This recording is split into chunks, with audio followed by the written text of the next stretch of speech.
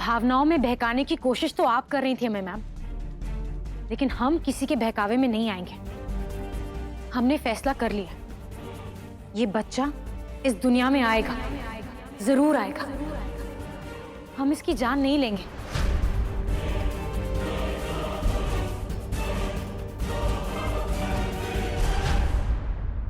हमारा बच्चा पिता के नाम के बिना भी इस दुनिया में जिएगा। समाज उसे ना स्वीकार करे तब भी उसे किसी की सपोर्ट की जरूरत नहीं पड़ेगी, क्योंकि हम उसके साथ होंगे हर मोड़ पे, हर कदम पे। हम उसे माँ का प्यार भी देंगे और पिता का दुलार भी देंगे। मैम, आपको लगता है ना कि हमने गलत किया है? तो आप ही बताइए, क्या किसी को चाहना गलत है? क्या अपने दिल की बात सुनकर अपने प्यार को पूरी तरह जी लेना गलत है? अगर है तो ठीक है, आप हमें गलत कह लीजिए। नैतिकता की बात कर रही थी ना आप, तो मॉरली क्या सही है क्या गलत है ये कौन डिसाइड करता है मैम? वही लोग ना जो खुद को समाज का ठेकेदार समझते हैं, लोगों को डरा के रखना चाहते हैं, कानून तक की परवाह नहीं करते। समाज के हिसाब से तो विधवा को दोबारा शादी करने की भी इजाजत नहीं है, मगर कानून में इसकी कोई रोक नहीं है मैम। समाज के बनाए हुए कुछ ऐसे नियम जो किसी से उसके जीने का अधिकार छीन ले, ऐसे नियमों को हम आंखें बंद करके क्यों मान लें? पुरानी सोच का साथ हमने कभी नहीं दिया, हमेशा वही किया जो हमें सही लगा, और इस बार भी हम वही करेंगे। आपने कहा ना हमें अपनी गलती सुधारने को, तो आप बताइए मैम, क्या एक जिंदगी को खत्म करना पाप नहीं है? क्या आपके समाज के हिसाब से ये गुनाह नहीं है कि सब लोग हमें ऐसे देखने लगे, इस तरह हमसे बिहेव करने लगे जैसे हमने पता नहीं क्या कर दिया हो? हमारे साए तक से दूर भागने लगे। हमें समझ में नहीं आता क्यों।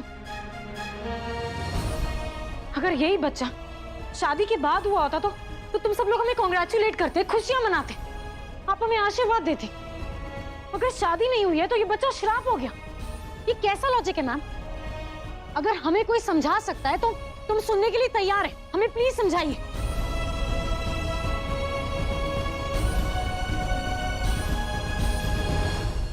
यही कहना था मैं कि अक्सर हम बिना सोचे समझे उन्हीं रूढ़िवादी रीति रिवाजों को मानते रहते हैं जो समाज ने हम पर थोप रखे। हमें ये तक नहीं पता होता कि हम जो कर रहे हैं वो हम क्यों कर रहे हैं। बस बिरादरी के लोग नाराज ना हो जाएं, इसी बात की फिक्र लगी रहती है। लेकिन हमसे ऐसा नहीं होगा। समाज के डर से हम अपने बच्चे की जिंदगी नहीं छीन सकते। हम जानते हैं कि हमारे इस फैसले पर चलना बहुत मुश्किल होगा, लेकिन हम हर मुश्किल का सामना करने के लिए तैयार हैं, क्योंकि इस बच्चे की जिंदगी से बढ़कर हमारे लिए और कुछ नहीं।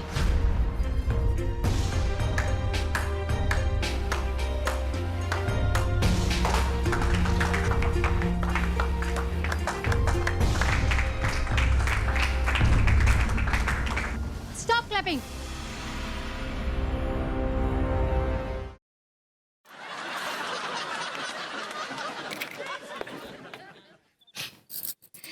अरे बुड़बक, हम अंग्रेज थोड़े ही ना जो अंग्रेजी पियेंगे। हम तो देसी है, देसी पियेंगे। ये ले, तेरे लिए भी है, आज। मैं देसी नहीं पी सकता। मुझे जब मैं देसी पीता हूँ तो मुझे फूड पॉइजनिंग हो जाती है। I'm sorry. अरे तेरी छोटू, अरे श्याम। Yes sir. वो कुछ लोग मिलने आने वाले थे, मुझे पहुंचे नहीं बता। अभी तक तो कोई नहीं आया सर। अच्छा ठीक है।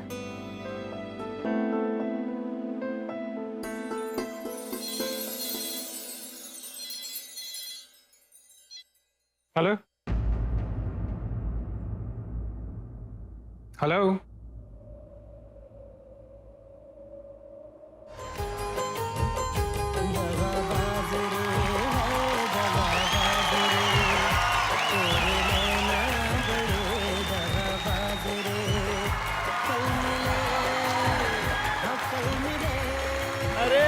चाचा क्या बात है, कहाँ जा रहे हो सच धस के? अरे किसी दूर के रिश्तेदार की शादी में जा रहे हैं। अरे वाह चाचा, तुम्हें भी शादी के जाने का शौक है? शादी में केवल दुल्हन देखने का शौक है बेटे, ताकि ये पता लग जाए किसके मोबाइल में नया सिम डल रहा है और किसकी बैटरी लो होने वाली है। देश की महान गायिका कल्याणी गायकवाड़ और केतकी मिस्त्री के पिता श्री राजाराम गायकवाड़ के सम्मान में इस पुरस्कार की शुरुआत हो रही है। श्री राजाराम गायकवाड़ ही वो व्यक्ति थे जिनसे उनकी दोनों बेटियां कल्याणी और केतकी ने संगीत की शुरुआती शिक्षा ली। महान कलाकार श्री राजाराम गायकवाड़ का आभार पूरा देश मानता है, जिनकी वजह से इस देश को कल्याणी गायकवाड़ और केतकी मिस्त्री के रूप में दो अमूल्य गायिकाएं मिली। पहले राजाराम गायकवाड़ संगीत सम्मान से खुद कल्याणी गायकवाड़ और केतकी मिस्त्री को सम्मानित किया जाएगा।